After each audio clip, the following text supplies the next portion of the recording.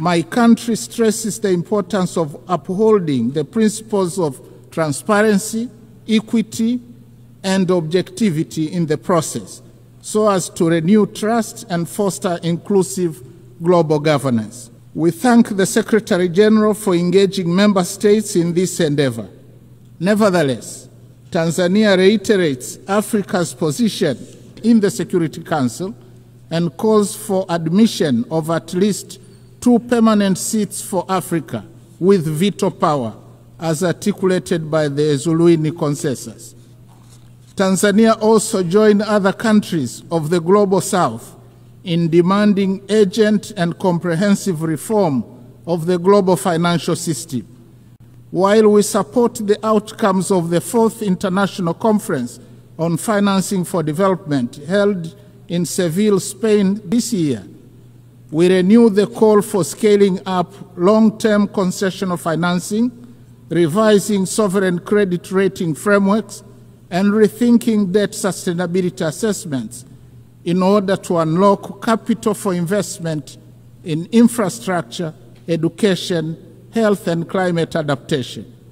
We reiterate our demand for increased voice and representation of Africa in the governance structures of the IMF and the World Bank. These noble demands have gone unheeded for a very long time and must be addressed now. The big elephant in the room, suffocating progress, is an estimated financing gap of $4 trillion per annum. Nevertheless, Tanzania remains committed and has made strides in implementing the 2030 agenda, with overall performance estimated at 60%.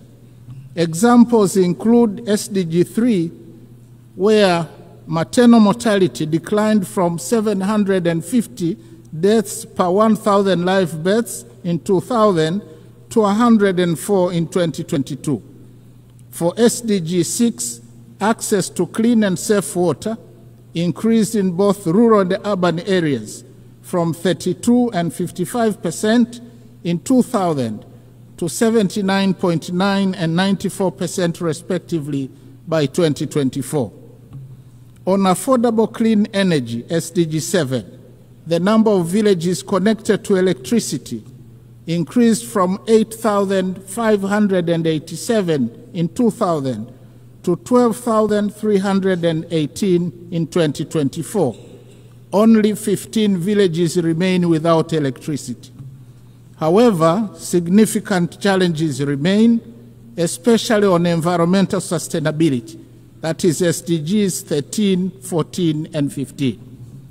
In his last speech to the United Nations General Assembly prior to retirement in 1985, Mwalimu Julius Nyerere, the founding president of my country, articulated the principle that, and I quote, "To be silent when we see danger, to refrain from attacking policies which are seen as contrary to the interests of peace and justice, to do these things would be to surrender our freedom and our dignity.